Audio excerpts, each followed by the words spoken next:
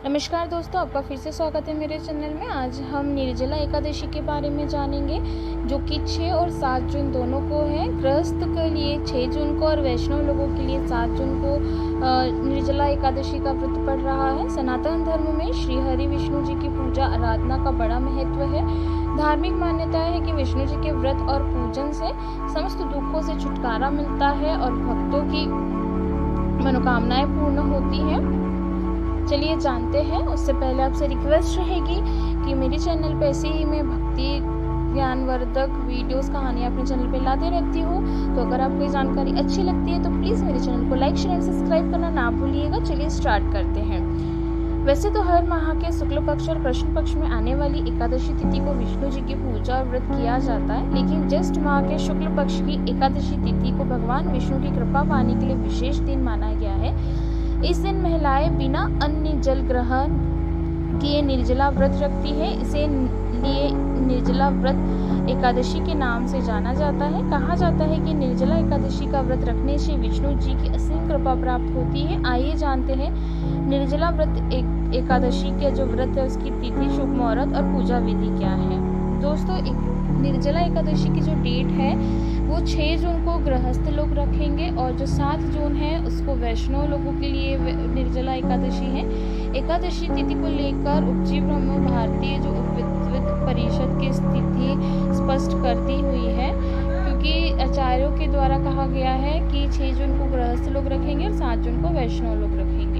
चलिए हम निर्जला एकादशी पर क्या उपाय कर सकते हैं वो जान लेते हैं। जीवन में सुख समृद्धि और खुशहाली के लिए निर्जला एकादशी के दिन विष्णु जी की विधिवत पूजा करें, उन्हें चंदन का तिलक लगाए और ओम अनिरुद्धाय मंत्र का 108 बार जाप करें। मान्यता है कि ऐसा करने से श्री हरि विष्णु अपने भक्तों को सुख सौभाग्य का आशीर्वाद देते हैं। कुंडली के सभी दोषों से छुटकारा पाने के लिए निर्जला एकादशी के दिन पानी, शरबत, फल, पीले वस्त्र, तरबूज, आम और शक्कर इत्यादि का दान करना बेहद ही शुभ माना गया है। निर्जला एकादशी के दिन तुलसी के पौधे के पास घी का दीपक जलाएं। तुलसी की 11 बार परिक्रमा करें। मान्यता है कि ऐसा करने से पारिवारिक जीवन में खुशहाली आती है।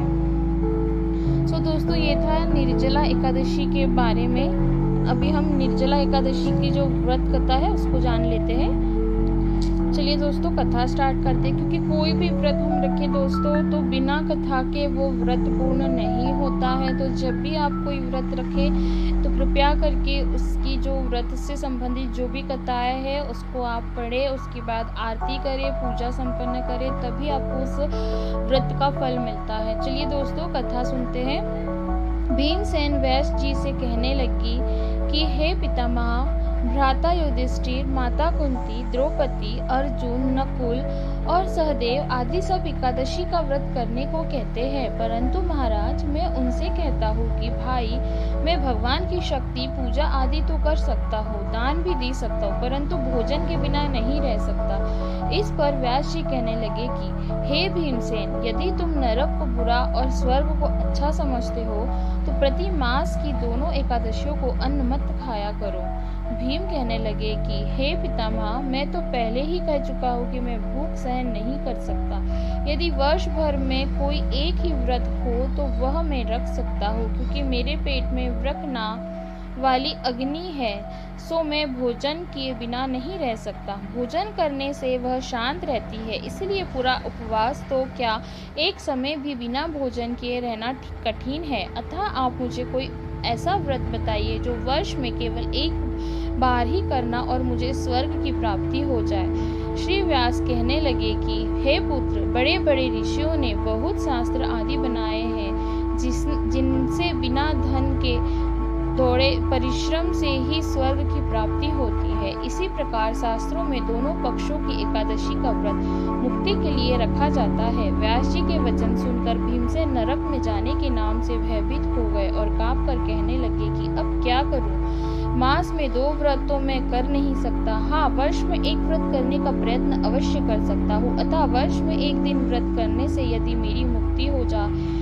तो ऐसा कोई व्रत बताइए। यह सुनकर व्यास जी कहने लगे कि वृषभ और मिथुन की संक्रांति के बीच ज्येष्ठ माह के शुक्ल पक्ष की जो एकादशी आती है उसका नाम निर्जला है। तुम उस एकादशी का व्रत करो। इस एकादशी के व्रत में स्नान और आचमन के सिवा जल वर्जित है।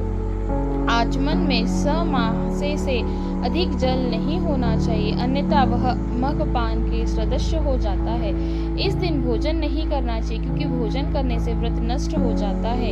यदि एकादशी को सूर्योदय से लेकर द्वादशी के सूर्योदय तक जल ग्रहण ना करे तो उसे सारी एकादशियों के व्रत का फल प्राप्त होता है।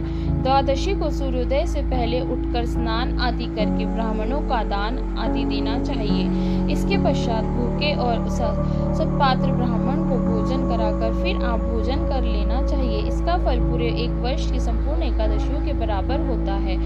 व्यास जी कहने लगे कि हे भीमसेन, यह मुझको स्वयं भगवान ने बताया है। इस एकादशी का पुण्य समस्त तीर्थों और दोनों दानों से अधिक है। केवल एक दिन मनुष्य निर्जला रहने से पापों से मुक्त हो जाता है। जो मनुष्य निर्जला एकादशी का व्रत करते हैं, उनकी मृत्यु के समय यमदूत आकर नहीं घेरते, वरन भगवान के पार्षद उसे पुष्पक विमान में बिठाकर स्वर्ग को ले जाते हैं। अतः संसार में सबसे श्रेष्ठ निर्जला एकादशी का व्रत है, इसलिए यत्न के साथ इस व्रत को करना चाहिए। उस दिन ओम नमो भगवते वासुदेवाय मंत्र का उच्चारण करना चाहिए और गोदान करना चाहिए। इस प्रकार व्यास जी की आज्ञा अनुसार भीमसेन ने इस व्रत को किया, इसलिए इस एकादशी को भीमसेनी या पांडव एकादशी भी कहते हैं। निर्जला व्रत करने से पूर्व भगवान से प्रार्थना करें कि हे भगवान, आज मैं निर्जला व्रत करता हूँ, दूसरे दिन भोजन करूंगा, मैं इस व्रत को श्रद्धा पूर्वक करूंगा, अतः आपकी कृपा से मेरे सब पाप नष्ट हो जाए। इस दिन जल से भरा हुआ एक घड़ा वस्त्र से ढक कर स्वर्ण सहित दान करना चाहिए। जो मनुष्य इस व्रत को करते हैं, उनको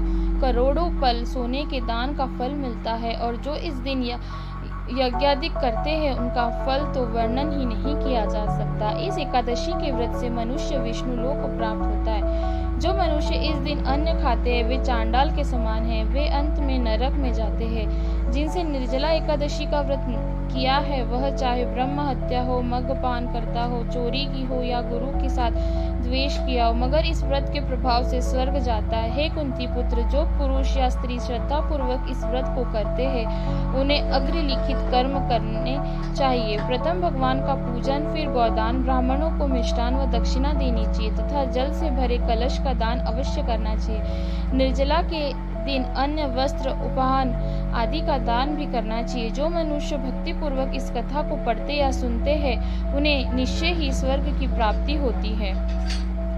दोस्तों, यह थी निर्जला एकादशी व्रत कथा। ऐसा माना जाता है कि सबसे कठिन जो व्रत होता है दोस्तों, वो निर्जला एकादशी का ही होता है, जो कि 6 जून को पड़ रही है। अगर आपको ये वीडियो अच्छा लगा हो दोस्तों, तो प्लीज़ मुझे सपोर्ट करने के लिए मेरे चैनल को लाइक, शेयर एंड सब्सक्राइब करना ना भूलिएगा। श्री शिवाय नमस्तुभ्यं।